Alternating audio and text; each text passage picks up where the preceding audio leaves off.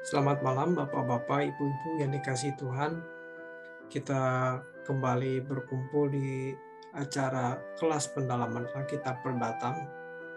Dan malam hari ini kita akan membahas tentang Filos di sesi yang keempat. Dan kiranya Roh Kudus menolong kita memberikan pengertian, pencerahan agar kita bisa memahami apa yang kita pelajari malam hari ini. Baik Bapak Ibu, mari kita tundukkan kepala, kita akan berdoa. Bapa di dalam surga, terima kasih untuk kesempatan malam hari ini. Kami kembali belajar apa yang Tuhan mau ajarkan bagi kami. Kiranya Tuhan tolong kami, berikan kami pencerahan, supaya kami mengerti apa yang Tuhan kehendaki untuk kami lakukan. Terima kasih Tuhan, kami serahkan doa kami malam hari ini di dalam nama Tuhan Yesus Kristus saja. Haleluya, amin. Baik Bapak Ibu, kita akan mulai acara pendalaman Alkitab kita. Saya share screen dulu ya. Oke, malam ini kita akan membahas ada 6 topik bahasan. Yang pertama tentang bukan kelemahan, yang kedua tentang kekhawatiran yang positif, yang ketiga hidup lebih penting dari makanan, yang keempat Tuhan satu-satunya kebahagiaan, berikutnya mengasihi tanpa dipaksa, kemudian topik yang terakhir membedakan roh. Baik, kita masuk ke topik yang pertama, bukan kelemahan. Selama ini murid-murid Yesus mengikut Tuhan dengan mempertaruhkan segenap hidup mereka, meninggalkan segala sesuatu, adalah karena mereka hendak mengubah nasib atau keadaan hidup mereka. Mereka mau menjadi orang terhormat di mata manusia. Namun, dengan ditangkapnya Tuhan Yesus, disiksa dan dihukum mati, maka mereka menjadi tawar hati dan meninggalkan Tuhan Yesus. Kebersamaan dengan Tuhan Yesus selama 3,5 tahun yang penuh harapan itu menjadi sirna, lenyap, sulit bagi mereka untuk menerima kenyataan itu. Jadi sebetulnya yang diharapkan oleh murid-murid Tuhan Yesus pada waktu itu adalah Tuhan Yesus itu menjadi raja dunia yang berkuasa membebaskan mereka dari penjajahan Romawi. Itu yang mereka harapkan. Maka ketika Tuhan Yesus ditangkap, disiksa, dan dihukum mati, mereka jadi tawar hati. Harapan mereka hilang. Hal itu terjadi sebab mereka tidak tahu rencana Allah dan kebenarannya. Mereka memaksakan rencana mereka sendiri dan membangun kebenaran mereka sendiri. Pada dasarnya mereka tidak mengikuti Tuhan Yesus, tetapi mereka bermaksud agar Tuhan Yesus mengikuti kehendak mereka. Jadi terbalik, bukan murid-muridnya mengikuti Tuhan Yesus, tetapi Tuhan Yesus diharapkan mengikuti mereka. Kejayaan yang mereka harapkan adalah kejayaan dan kemuliaan yang berbeda dengan konsep Tuhan. Ketika Tuhan Yesus berada di atas kayu salib, Ia bukan tidak sanggup membela diri dengan menurunkan malaikat dari surga, tetapi Ia memilih menderita sampai mati di salib. Dengan cara itulah Ia memuliakan Allah Bapa. Itulah kekuatan. Sesuatu disebut kekuatan kalau melakukan apa yang Allah Bapa kehendaki, walau di mata manusia dianggap sebagai kelemahan dan ketidakberdayaan. Demi kebenaran kita harus berani tidak memiliki kelimpahan materi seperti mereka yang ada di jalan orang fasik. Bahkan kita harus berani tidak memiliki apa-apa demi kehidupan yang akan datang. Untuk ini cara kita berpikir harus sesuai dengan cara berpikir Tuhan. Pola pikirnya harus sama, baru kita bisa sinkron dengan Tuhan. Bagi mereka yang Yang dianggap kemegahan adalah kekayaan dunia dan segala kehormatannya. Tetapi bagi orang percaya, nah ini berbeda ya. Yang bernilai tinggi adalah ketaatan kepada kehendak Allah, apapun keadaannya. Dalam hal ini, kemegahan bukanlah diukur dari penampilan lahiriah dan duniawi. Betapa kontrasnya prinsip kekristenan yang berbeda dengan prinsip manusia pada umumnya.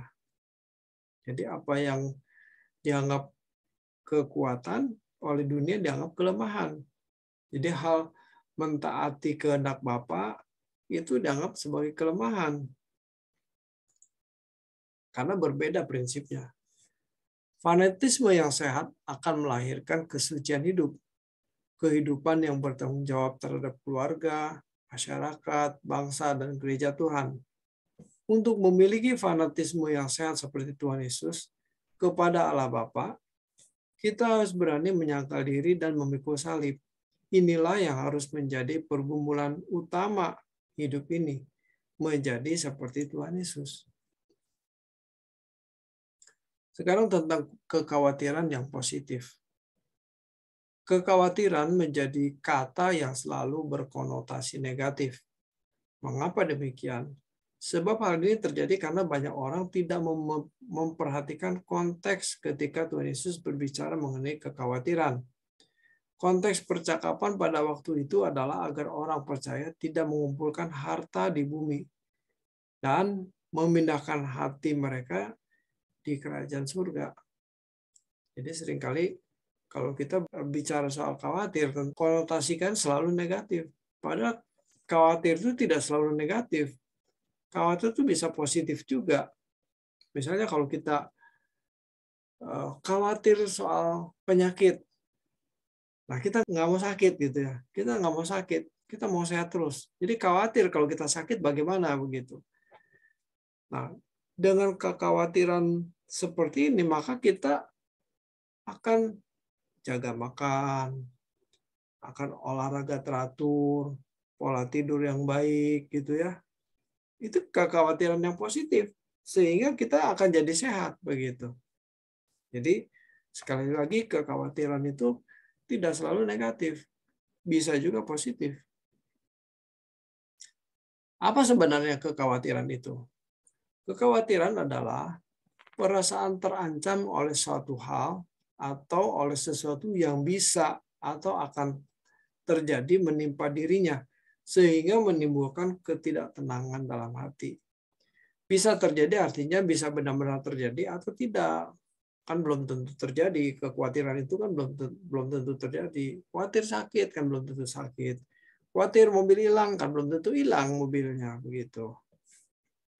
Jika demikian berarti kekhawatiran bisa membuat seseorang bereaksi menghindarkan diri dari ancaman tersebut.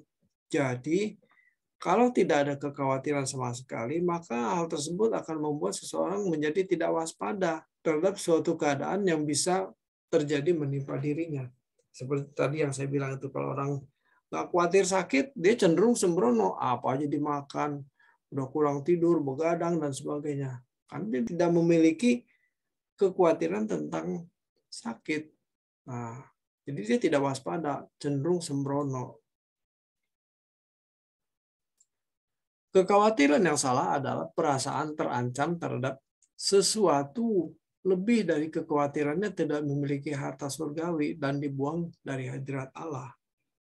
Orang-orang yang memiliki kekhawatiran yang salah tidak akan menghargai nilai-nilai kekekalan atau nilai-nilai rohani. Nah, ini maksudnya ketika hal-hal yang duniawi itu melebihi kekhawatirannya terhadap terbuangnya di hadirat Allah atau tidak memiliki harta surgawi, nah ini kekhawatiran yang salah. Adalah satu kesalahan kalau dikesankan secara terselubung atau terang-terangan kepada jemaat bahwa Tuhan pasti memelihara hidup orang percaya, tetapi di lain pihak mengabaikan tanggung jawab untuk bekerja keras, memenuhi kebutuhan. Seakan-akan dengan pernyataan Tuhan Yesus agar tidak khawatir, merupakan janji bahwa ia akan memenuhi segala kebutuhan secara otomatis. Ini juga ekstrim di satu sisi yang salah ya. Ketika Tuhan berkata bahwa Dia akan memelihara, itu jangan diterjemahkan sebagai bahwa kita tidak perlu bertanggung jawab, tidak perlu kerja keras untuk memenuhi kebutuhan. Salah. Kita harus melakukan bagian kita, dan Tuhan akan melakukan bagiannya Tuhan. Itu baru benar. Tanggung jawab kita tidak bisa diabaikan, begitu ya. Tuhan Yesus menunjuk burung di langit dan bunga bakung di ladang sebagai contoh. Burung di langit adalah burung yang pergi mencari nafkah, dan bunga bakung di ladang adalah bunga hidup yang terus menyerap makanan dari akar-akar di dalam tanah ya. Tak berhenti bekerja. Tuhan hendak mengajarkan bahwa ada wilayah yang harus dipenuhi oleh manusia, seperti burung terbang di langit mencari makanan, dan seperti bunga bakung yang menyerap makanan. Orang percaya harus memenuhi bagiannya dengan tekun. Adapun hal-hal yang tidak bisa ditanggulangi oleh manusia, sebab di luar kemampuannya, itu menjadi bagian Tuhan. Oke, jadi jelas ya. Kalau memang itu bisa dilakukan oleh manusia, oleh kita, ya lakukan. Kita nggak boleh jadi orang malas. Tidak boleh menjadi orang yang tidak bertanggung jawab. Harus kita lakukan. Hendaknya kita menghindarkan jemaat dari salah pengertian bahwa seakan-akan nasihat jangan khawatir melegalkan orang percaya untuk tidak perlu giat bekerja. Hal ini mengesankan bahwa Tuhan akan menopang segala sesuatu, walau anak Bapa tersebut tidak giat dan tekun bekerja. Ini sebuah kesalahan ya. Jangan gara-gara nasihat jangan khawatir itu membuat anak-anak kita atau anak-anak Tuhan itu tidak giat bekerja. Ini yang ketiga tentang hidup lebih penting dari makanan. Dalam Matius pasal 6 ayat yang ke-25, Tuhan Yesus berkata, "Janganlah khawatir akan hidupmu. Bukankah hidup itu lebih penting daripada makanan dan tubuh itu lebih penting dari pakaian?" Apa maksud Tuhan Yesus mengatakan bahwa hidup lebih penting dari makanan dan tubuh lebih penting dari pakaian? Kata hidup dalam teks ini adalah suke, yang artinya jiwa. Dalam jiwa ada pikiran, perasaan, dan kehendak. Tuhan hendak menunjukkan bahwa pemeliharaan pikiran, perasaan, dan kehendak, yaitu tubuh batinnya, lebih penting dari makanan jasmani untuk pertumbuhan fisik. Tuhan Yesus mengatakan bahwa tubuh lebih penting dari pakaian. Nah, kata tubuh di sini adalah soma, dan pakaian adalah endumatos, yang artinya jubah luar. Dalam hal ini Tuhan mengingatkan kepada manusia yang tidak menggunakan tubuhnya dengan benar, yang lebih mendandani dirinya dengan jubah luar yang megah dalam pandangan mata manusia, tetapi tidak menggunakan tubuhnya untuk kemuliaan Allah. Jadi kebanyakan manusia itu lebih mementingkan penampilan, jubah luarnya, tetapi kelakuannya, hidupnya tidak memuliakan Allah. Ini sangat berbahaya. Jadi kekhawatiran di sini adalah kekhawatiran kurang terhormat, kurang berpenampilan menarik. Padahal Tuhan pasti memelihara tubuh yang adalah miliknya demi kemuliaan namanya dan kepentingan kerajaan Allah. Tuhan Yesus menunjukkan bahwa bunga di padang didandani lebih dari Salomo. Maka orang percaya pasti dipelihara lebih dari semua itu. Kalau kekhawatiran orang percaya karena tidak bisa bermegah dengan berpenampilan, maka berarti ia tidak mengumpulkan harta di surga. Otomatis ya. Karena kalau yang dipentingkan itu adalah penampilan secara fisik, maka tidak mungkin dia bisa memperhatikan atau mengumpulkan harta di surga. Tentu pemeliharaan Allah bukan hanya menyangkut kehidupan jasmani yang sementara, sebab manusia adalah makhluk kekal. Pemeliharaan Allah memiliki jangkauan yang luas atau lebih mulia. Sayang sekali banyak orang Kristen yang berpikir dangkal. Mereka memandang Matius 6 ayat 30 sekedar janji bahwa Tuhan akan memelihara kehidupan. di bumi dengan sempurna soal makan, minum, dan pemenuhan kebutuhan jasmani. Tetapi mereka tidak melihat rencana Allah di balik pemeliharaan jasmani tersebut. Pemeliharaan Allah atas kehidupan jasmani anak-anak Bapa dimaksudkan, nah ini penting, agar mereka bisa menyelenggarakan maksud dan tujuan hidup sebagai orang percaya, yaitu mengumpulkan harta di surga dan mendahulukan kerajaan Allah tanpa gangguan atau tanpa hambatan.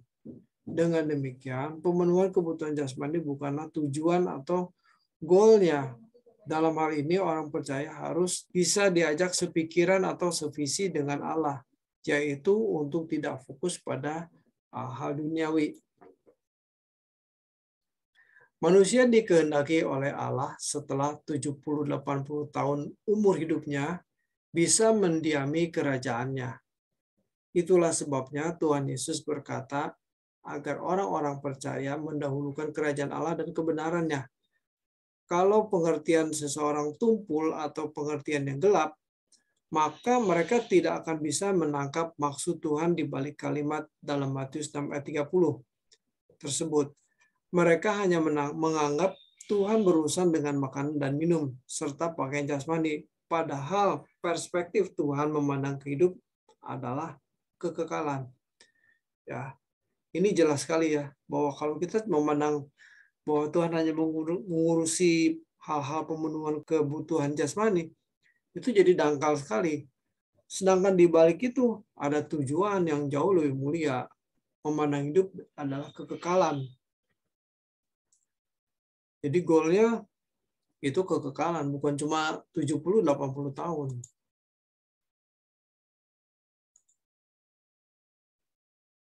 Sekarang kita bahas yang keempat. Tuhan satu-satunya kebahagiaan. Kekristenan adalah jalan hidup yang hanya bisa dikenakan oleh segelintir orang yang tidak berharap kebahagiaan hidup di dunia. Dan memang kebahagiaan dunia sangat terbatas. Untuk hal yang bersifat bernilai sementara, tetapi harus mengorbankan hal yang abadi adalah satu kebodohan. Jadi maksudnya gini ya, kadang-kadang orang tuh mengorbankan hal-hal yang abadi hanya untuk mengejar hal yang bersifat sementara. Nah, ini suatu kebodohan. Seharusnya manusia tuh mementingkan hal-hal yang bersifat abadi. Karena itu lebih bernilai daripada hal-hal yang bersifat jasmani yang hanya sementara di bumi ini. Tidak berharap kebahagiaan di dunia bukan berarti tidak bahagia. Justru Tuhan menggirangkan kita dengan segala hal yang ada pada kita. Seseorang merasakan kebahagiaan atau tidak, itu tergantung dari cara orang tersebut memandang hidup. Kalau cara pandang hidupnya sudah salah, menganggap yang dapat membahagiakan hatinya adalah sesuatu yang menjadi target, maka ia akan diperbudak oleh sesuatu itu. Jadi misalnya begini ya, kita membayangkan, waduh kalau punya mobil bahagia sekali ya, gitu ya, mau kemana-mana gampang, hujan nggak kehujanan, begitu ya.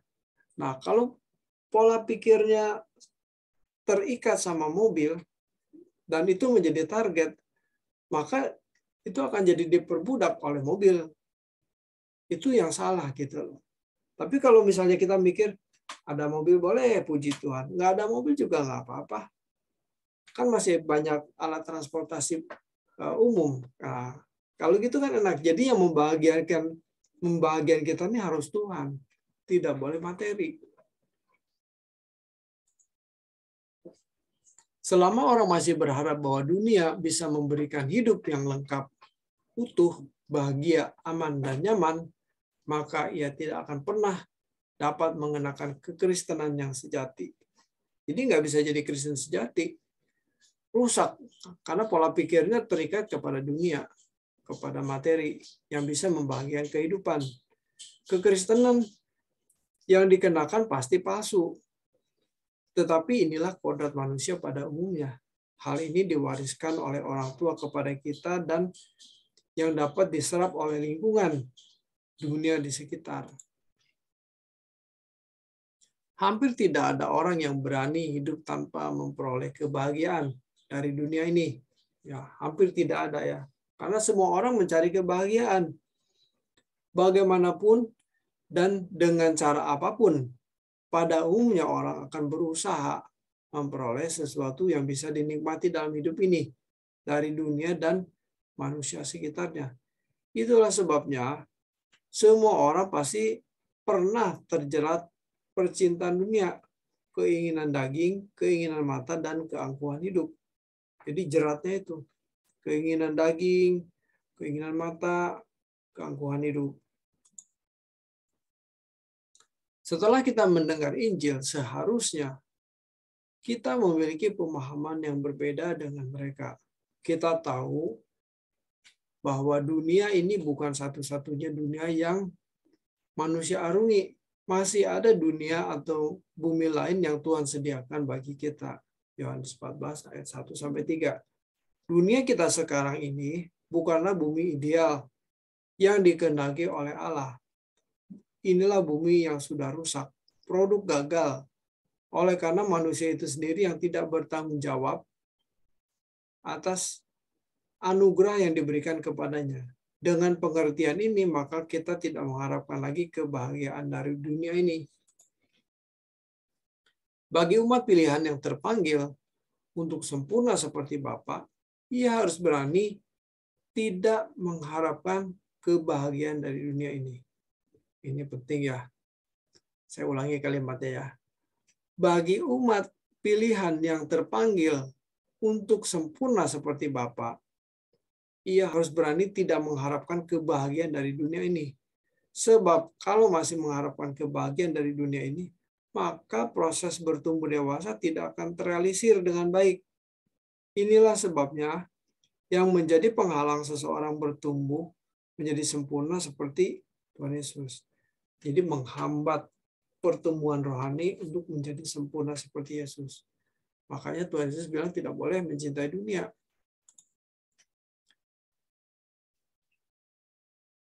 Kita bahas yang kelima, mengasihi tanpa dipaksa. Dalam hakikatnya yang kudus dan agung, Allah tidak memaksa seseorang untuk mengasihi Dia. Jadi kalau dalam bahasa sehari-hari ya, Allah tuh bukan pengemis cinta gitu. Cintai aku gitu ya. Tidak. Memaksa adalah bertentangan dengan hakikatnya. Ketika Tuhan Yesus mengajarkan dengan perkataan kasihilah Tuhan Allahmu, di sini Tuhan mengendaki agar seseorang menggerakkan hatinya sendiri untuk mengasihi Tuhan. Jadi hal mengasihi Tuhan itu bukan Allah yang menggerakkan hati kita untuk mengasihi Allah, bukan. Tetapi kitalah yang harus menggerakkan hati kita, mengobarkan cinta kita kepada Tuhan, gitu ya. Menggerakkan hati untuk mengasihi Tuhan harus dibangun dari kesadaran bahwa memang manusia diciptakan untuk mengasihi Dia. Jadi harus dengan kesadaran sendiri, kerelaan, bukan dipaksa. Kalau yang namanya cinta dipaksa ya itu bukan cinta namanya. Firman Tuhan mengatakan bahwa orang-orang yang tidak mengasihi Tuhan adalah orang yang terkutuk. 1 Korintus 16 ayat 22. Dalam hal ini tidak ada orang yang bisa berdalih ketika terkutuk karena tidak mengasihi Tuhan, bahwa Tuhan tidak menggerakkan hatinya untuk mengasihi Dia. Kita tidak dapat menggerakkan hati Tuhan dan mengontrol serta mengendalikannya untuk mengasihi kita. Ya, jadi Tuhan tidak akan memaksa kita untuk mengasihi Dia. Itu harus dari kesadaran diri kita untuk mengasihi Tuhan. Dalam kisah Adam di Eden, tentu Adam tahu bahwa melanggar kehendak Allah akan mendukakan Allah ya. Sebab kematian bukanlah kehendak dan rancangan Allah. Kalau Adam berniat untuk mengasihi Tuhan dengan benar, ia tidak akan melanggar perintahnya. Tetapi ternyata Adam memilih tidak mengasihi Tuhan. Akhirnya ia terhukum atau sama dengan terkutuk. Ini terjadi karena kesalahan Adam sendiri berdasarkan keputusan dan kehendaknya untuk tidak mengasihi Tuhan dengan benar. Jadi jelas ya, relasinya ketika kita tidak mengasihi Tuhan, tidak mengasihi Allah, maka itu akan terkutuk. Karena ketika tidak mengasihi Allah, maka hukuman yang diterima, dan itu bukan karena Tuhan tidak menyayangi kita. Tuhan menyayangi kita, tapi kitanya yang kurang ajar gitu loh. Jadi Tuhan terpaksa menghukum manusia. Tuhan Yesus pun mengalami pergumulan yang sama. Apakah ia mau mengasihi Allah Bapa atau tidak? Tetapi Tuhan Yesus memilih untuk mengasihi Allah Bapa. Karena kasihnya kepada Bapa, maka ia tidak ingin melukai hatinya. Hati Allah Bapa maksudnya ya.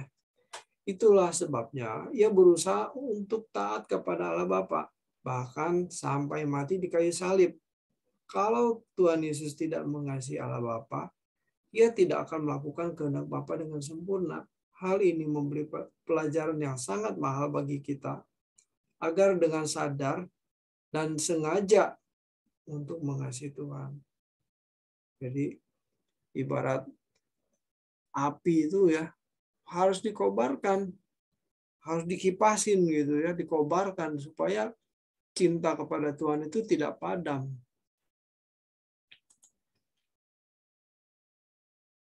Banyak orang Kristen telah terbiasa dengan irama mengasihi apa yang kelihatan, apa yang bisa dirasakan secara jiwani dan fisik. Irama ini kalau sudah menyatu dengan kuat di dalam diri seseorang, maka ia tidak akan pernah bisa lepas sampai menutup mata. Ini berarti tidak akan pernah bisa mengasihi Tuhan secara pantas. Harus disadari bahwa kekuatan musuh juga berusaha menarik hati orang untuk memberikan cintanya bagi yang lain. Jadi musuh pun atau iblis pun ternyata berusaha memikat orang percaya untuk mencintai yang lain, bukan Tuhan gitu ya.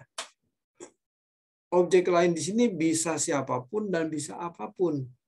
Nah ini. Kalau tertarik kepada benda, barang-barang branded gitu ya, wah keren nih kalau pakai barang ini. Nah udah, itu terpikat hatinya. Merasa lebih berharga dan daripada Tuhan. Nah itu berarti memberhalakan segala sesuatu. Itu adalah sebuah ketidaksetiaan. Biasanya orang seperti ini mencari Tuhan karena mau memanfaatkannya. Jadi pragmatis gitu ya. Mau memanfaatkan Tuhan, asas manfaat. Kalau nggak ada manfaatnya, nggak mau dia. Sekarang tentang membedakan roh. Apa sebenarnya yang dimaksud dengan membedakan roh? Jawabnya ada dua hal pengertian mengenai membedakan roh. Pertama, membedakan apakah suatu karunia yang sedang disampaikan seseorang pada waktu pertemuan jemaat atau bukan. Yang pertama. Yang kedua, membedakan apakah suatu spirit atau gairah datang dari Tuhan atau bukan. Pengertian pertama dibutuhkan pada waktu dalam suatu kebaktian seseorang mendemonstrasikan karunia roh seperti berbahasa roh, bernubuat, penglihatan, dan lain sebagainya. 1 Korintus 12 ayat yang ke-10. Masalahnya yang sering orang Kristen tidak memiliki nurani yang bersih, hatinya penuh dengan kecurigaan, kebencian, dan perasaan negatif terhadap orang lain. Jadi gini ya, ini yang membuat orang Kristen itu tidak bisa membedakan roh. Masalahnya adalah sering orang Kristen tidak memiliki nurani yang bersih. Hatinya penuh dengan kecurigaan, kebencian, perasaan negatif terhadap orang lain. Orang-orang seperti ini juga memiliki niat-niat negatif terhadap orang lain. Tidak sedikit juga orang Kristen yang tidak jujur terhadap Tuhan dan terhadap diri sendiri. Ketidakjujurannya diciptakan oleh hidup keberagaman yang formalitas, kaku, dan seremonial sifatnya. Jadi gini ya, merasa bahwa ketika sudah melakukan ibadah secara seremonial, ya itu merasa benar.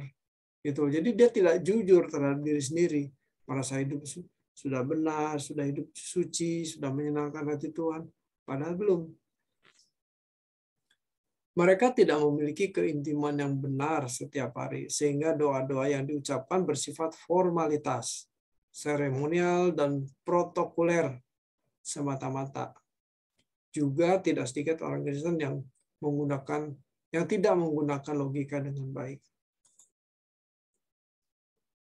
Untuk membedakan roh, dalam pengertian ini lebih dominan menggunakan insting atau naluri. Naluri untuk membedakan roh semakin kuat seiring dengan bertumbuhnya dengan pengertian akan kebenaran dan kepribadian yang baik atau kedewasaan rohani seperti Kristus. Jadi dengan pemahaman yang benar atau pemahaman akan kebenaran yang baik, maka seseorang bisa semakin kuat untuk membedakan roh, gitu ya. Jadi dia tahu nih, ini kok ngaku-ngaku dari Tuhan, tapi kok gairahnya atau spiritnya tuh bukan seperti yang Allah inginkan gitu. Nah, taunya dari mana? Karena kita belajar kebenaran. Kalau kita nggak belajar ya ketipu, sama aja kayak orang. Karena ketidaktahuannya tentang karena tidak tahu ya mudah ditipu. Nah, itu kan sama begitu. Iblis pun menipu kita kalau tidak belajar sungguh-sungguh.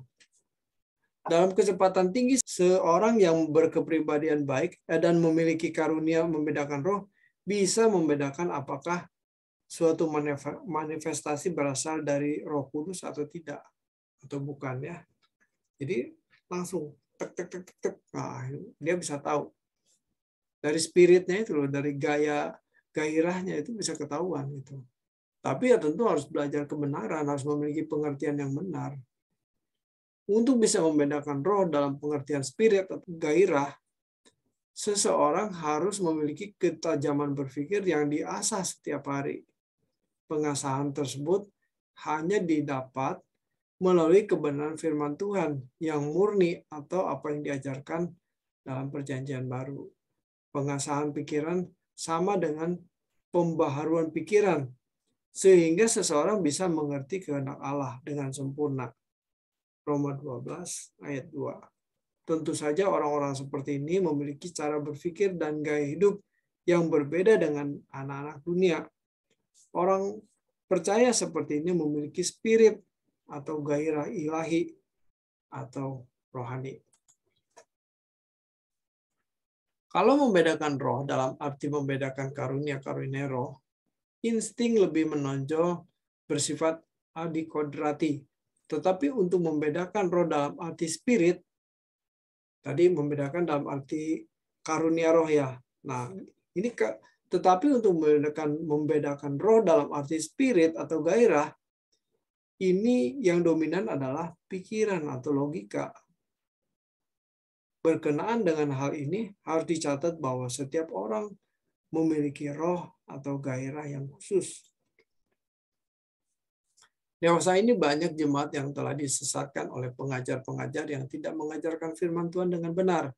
Mereka bukan menjadi orang jahat, tetapi meleset dari kesempurnaan Tuhan. Mereka memang masih aktif di gereja, melakukan berbagai kegiatan pelayanan. Tetapi mereka adalah orang-orang Kristen duniawi yang mencintai dunia. Ya, ini dalam sekali nih kalimatnya. Jadi mereka adalah orang yang ada di gereja gitu ya. Ada di gereja, aktif melakukan berbagai kegiatan pelayanan, tetapi orientasinya duniawi. Tidak mencintai Tuhan gitu, tetapi mencintai dunia. Mereka tidak sadar telah menjadi musuh Allah. Kesesatan tersebut sampai pada taraf di mana mereka tidak bisa lagi mendengar kebenaran. Wah, ini mengerikan sekali. Oke, Bapak Ibu, saya sudah menyampaikan pemaparan kita. Topik yang kita bahas bukan kelemahan, kekhawatiran yang positif, hidup lebih penting dari makanan, kemudian Tuhan satu-satunya kebahagiaan, yang kelima mengasihi tanpa dipaksa, dan yang terakhir membedakan roh. Oke, saya buka kesempatan untuk kita berdiskusi. Mungkin terlalu cepat atau ada yang kelewat, silakan. Baik, Bapak-bapak, Ibu-ibu, besok kita ibadah pagi jam 7, ibadah kenaikan Tuhan Yesus ya. Saya yang khotbah, jadi kita persiapkan diri dan biarlah itu boleh menjadi ibadah yang penuh berkat ya. Kita datang kepada Tuhan dengan satu kerinduan, aduh kita mau ibadah besok pagi gitu ya. Nah, saya juga sangat bergairah sekali untuk menyampaikan firman Tuhan apa yang sudah saya siapkan, tentunya dengan konfirmasi Tuhan, apa saya masih ngomong apa nih tentang kebangkitan, tentang kenaikan begitu ya. Jadi ya besok kita akan kembali berkumpul di gereja dan biarlah ini menjadi satu kerinduan kita untuk tetap terus bertumbuh semakin berkenan kepada Tuhan. Baik, kita akan akhiri ibadah kita atau PA kita malam hari ini dan minggu depan masih ada satu pertemuan ya, sesi yang kelima ya.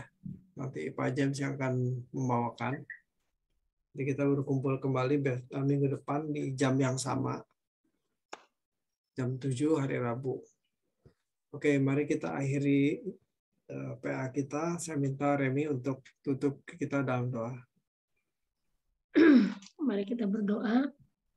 Bapa di surga, kami bersyukur di hadapan-Mu malam ini Tuhan, di mana kami kembali belajar akan kebenaran firman-Mu yang sudah disampaikan oleh hamba-Mu Bapak Pendeta David Adam, di mana materi pelajaran yang begitu secara manusia buat kami berat ya Tuhan. Tapi jika kami bersandar kepada kekuatan Roh Kudus-Mu, kami akan mampu melakukannya Tuhan. Itu kami mohon terus kiranya Engkau terus memimpin kami, menuntun kami, dan Roh Kudus-Mu terus membimbing kami, supaya kebenaran-kebenaran itu terus mengubah kami, memperbaharui hati dan pikiran kami, untuk kami semakin berkenan di hadapan Tuhan, dan kami juga bisa membedakan roh, untuk kami bisa melakukan apa yang menjadi kehendak-Mu dalam kehidupan kami.